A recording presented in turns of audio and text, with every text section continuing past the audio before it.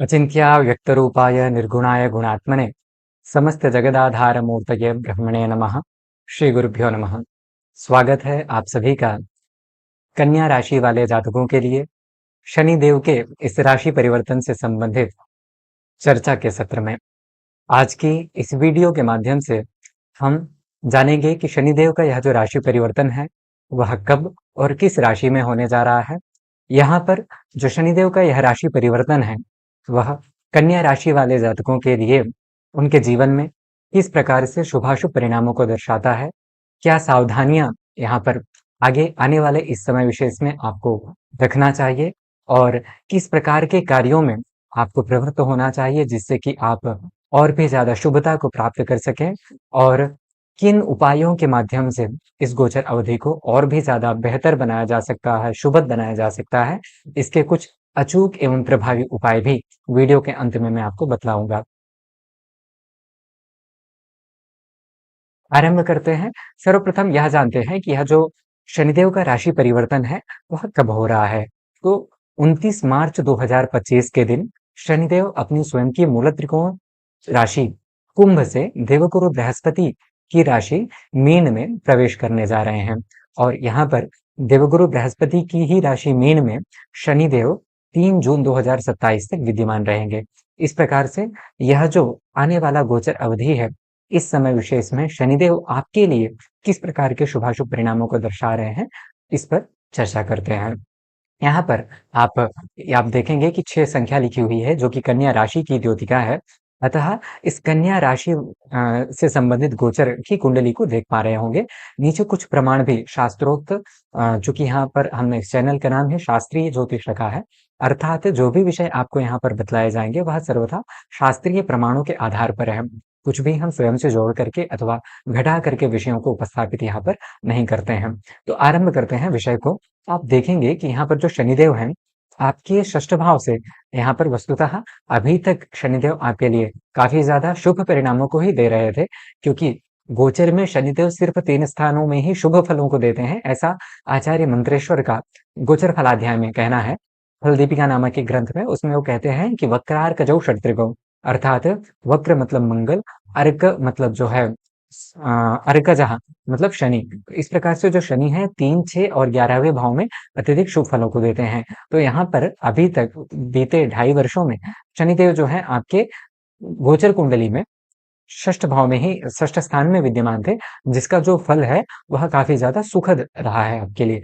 किंतु अब यहाँ पर जो शनिदेव हैं वह आपके षष्ठ स्थान से गोचर करते हुए आपके सप्तम भाव विवाह मदनालोक भार्या भर्तृ समागमाः सय्यास्त्री सद्म नष्टार्थ मैथुनान्यपि चिंतयेत। इस प्रकार से विवाह विशेषतया विवाह से संबंधित जो भी विषय हो गए, जो भी चिंतन हो गए, वह सप्तम भाव से किया जाता है। व्यवसाय का चिंतन, आपके जो भी व्यावसायिक पार्टनर हैं उनका चिंतन भी सप्तम भाव से किया जाता है। अब यहाँ पर जो शनिदेव हैं वह देवगुरु बृहस्पति की राशि मीन में जो है सप्तम भाव में जा रहे हैं और मीन राशि में देवगुरु बृहस्पति की जो शनिदेव हैं वह बहुत ज्यादा अच्छा परिणाम देते हैं। आचार्य वराहमिहिर अपने बृहद जातक नामक एक ग्रंथ में कहते हैं, यहाँ पर आप उसका प्रमाण भी देख पाएंगे कि स्वन्तः प्रत्ययिता नरेंद्र भवने सत्पुत्र जायाधनो जीव क्षेत्र गतिर गजे पूर्व बल ग्रामाग्र नेता था। पूर्व मतलब पुराने जमाने में राजाओं के समय में पूर्व एक नगर हुआ करते थे अथवा जो है शहर हुआ करते थे। पुनः ग्राम अथवा जो गांव हो गया, कस्बा हो गया, अथवा आप वर्तमान परिप्रेक्ष्य में देखेंगे तो नगर में हो गए, शहर में हो गए, गांव में हो गए, अपने कार्यालय में हो गए, किसी भी स्थान विशेष में क्यों ना हो, वहां पर आप श्रेष्ठ पद को प्राप्त करेंगे। यहाँ पर कहा ना ग्रामाग्र नेता, तो मतलब आप जहां भी हैं अपने स्थान में अग्रणी होंगे, उसका नेतृत्व करेंगे और जो है शीर्ष पद में स्थापित होंगे। व्यवसाय में है तो आप अपने कॉम्पिटिटर्स को पछाड़ते हुए जो है आगे जाएंगे। जो छात्र वर्ग है, क्योंकि शनिदेव आपके क्या है, पंचम, यहाँ पर आप देखेंगे तो पंचम और षष्ठ भाव के स्वामी ग्रह है। पंचम भाव क्या है, प्रज्ञा प्रतिभा मेधा विवेक शक्ति पुरातन पुण्यम, अर्थात पढ़ाई लिखाई से संबंधित जो भी हो गया, कॉम्पिटिटिव एग्जाम से रिलेटेड जो भी हो गया, उसका षष्ठ भाव से विचार हो गया। तो इस प्रकार से आप अपने शत्रुओं को, अपने कॉम्पिटिटर्स को पछाड़ते हुए यहाँ पर श्रेष्ठ पद को, श्रेष्ठ स्थान को प्राप्त करेंगे, ऐसा यह जो शनिदेव का गोचर है वह आपके लिए दर्शाता है। पुनः स्थान वशात भले ही शनिदेव आपके लिए शुभ ना हो, क्योंकि मैंने उसको पहले ही बताया कि वक्राय के जो शत्रु को शनि सिर्फ तीसरे, छठवें और 11वें भाव में ही स्थानवशात शुभ फल देते हैं। यहाँ पर आप देखेंगे तो जो शनिदेव का जो सप्तम भाव का फल है, वह स्त्री रोगा ध्वाव भीति, इस प्रकार से जो है सामान्यतया दाम्पत्य जीवन में उतना ज़्यादा सुखद नहीं है गोचरवशात, किंतु इसका कोई विशेष प्रभाव जो सामान्य व्यवहार में है, वह देखने के लिए प्राप्त नहीं होता है। हाँ, आपको ध्यान इस बात का अवश्य रखना चाहिए कि किसी भी प्रकार से आप अपने वैवाहिक जीवन में मतभेद ना आने दें, क्योंकि कुछ गलतफ़हमियों के वशक शनि एक क्रूरक ग्रह है और यदि आपकी व्यक्तिगत जन्म कुंडली में अच्छी स्थिति में नहीं है, तो यहाँ पर आपको विवाह में, दाम्पत्य जीवन में कुछ परेशानियाँ भी देखने के लिए प्राप्त हो सकती हैं। शनिदेव एक जो है क्रूरक ग्रह है और यहाँ पर आग्नेयैर्विध्वास्त राशिशयितैर्मिश्रैः पुनर्भुः भवेत्, इस प्रकार से किसी भी क्रूरक ग्रह का सप्तम भाव में स्थित होना, क्योंकि दाम्पत्य जीवन एक बहुत ही नाजुक भाव माना जाता है, बहुत नाजुक बंधन होता है, वहां पर छोटी सी भी बात जो है पूरे रिश्ते को बिगाड़ देती है अथवा समाप्त करने में समर्थ है। इस प्रकार से आपको ध्यान रखना है कि आप किसी भी प्रकार की गलतफ़हमियाँ उत्पन्न ना होने दें और यदि कुछ भी दाम्पत्य जीवन में आपको परेशानी आगे आने वाले समय में दिखाई दे रही है, तो निश्चित ही वहाँ पर आपको शनिदेव के उपाय आगे वीडियो के अंत में बतलाए जाएँगे, उन्हें करना चाहिए।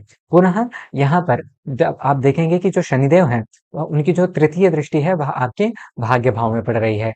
वस्तुतः भाग्य भाव में शनिदेव जो हैं, अपने मित्र दृष्टि से ही देख रहे हैं, तो इस प्रकार से कुछ आपके रुके हुए कार्य जो हैं, उनका बनना यहाँ पर आपके लिए स्वाभाविकतया संभव है।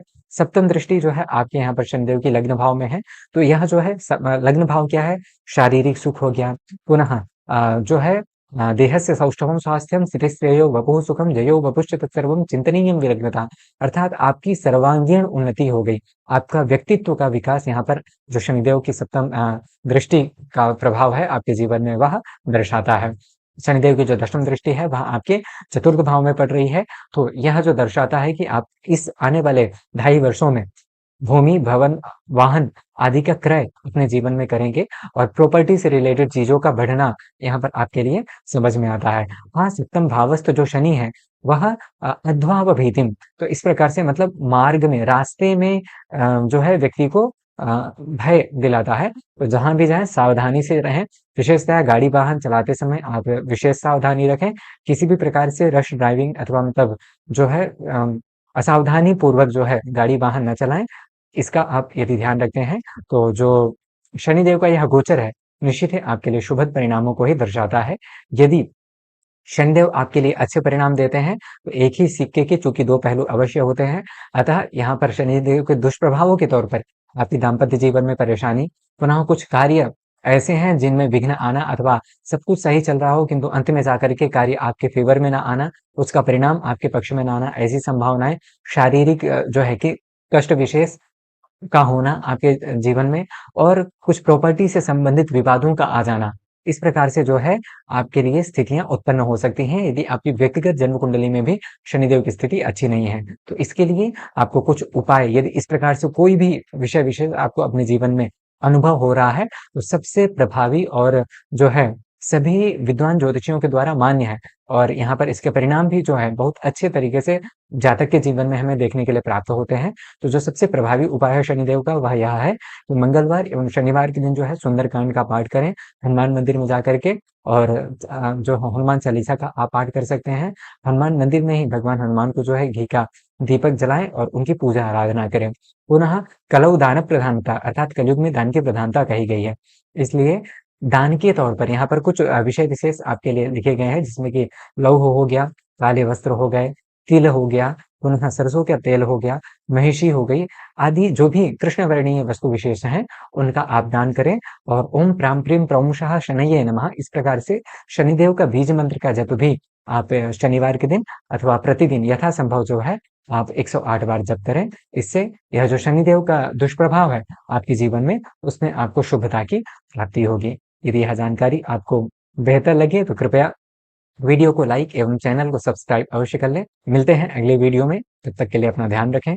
नमस्ते, महादेव।